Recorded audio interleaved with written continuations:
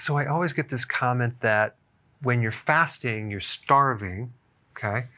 But it's not true. You actually are eating when you're fasting. Your cells are eating its own fat. They're being fed, not from the diet, but from your storage. So the only time fasting is starving is if you go way too long and you used up all of your fat and you have no more fat left. So then the body's going to start eating up its muscles, but that would take a very, very long time. So the average thin person is walking around with about 100,000 calories of fat on their body. That should last them for a very long time.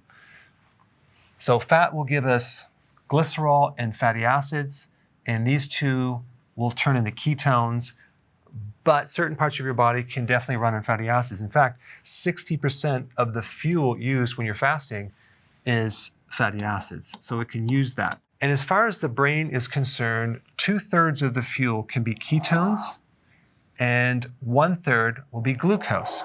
Now, this brings up a question. Wait a second, I thought we can run our whole body on ketones and we don't need glucose. Not true. We do need a small amount of glucose. 1/3 of the brain needs glucose.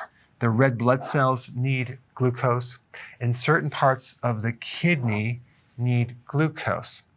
However, there is something in the body called gluconeogenesis, where the body can make its own glucose. And where does it get it from? Well, you can get it from glycerol, which is part of the fat breakdown. As far as ketones, can give you 10 grams of glucose each day.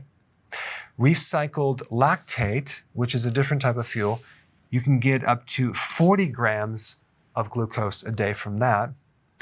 Your organs can generate up to 80 grams of glucose per day.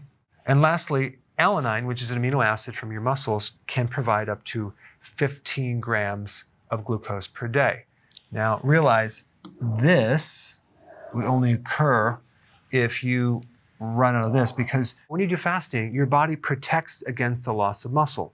Only very small amounts of muscle is used for fuel. And that would usually occur over a period of time. So you don't have to worry about losing your muscles if you're especially doing intermittent fasting, or if you have enough fat to actually use as your fuel. Now, after 30 hours of fasting, you will completely deplete all of your glycogen, which is the stored sugar, in your liver. So now the only glycogen you have is in the muscles and certain other organs. But that glycogen can be made from these sources right here. It does not have to come from the diet. Our bodies are very well adapted to this, and especially the brain. The brain doesn't even have to develop new machinery for burning ketones. It already has it ready. So if you just increase the ketones in your blood, it will take that as priority. It loves ketones and it thrives on ketones. So the significance of this alone tells us that our body is very well designed for fasting and intermittent fasting, and it does very well on that.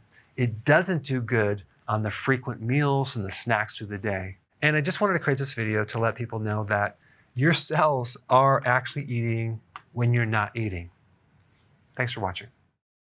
Hey, if you're liking this content, please subscribe now, and I will actually keep you updated on future videos.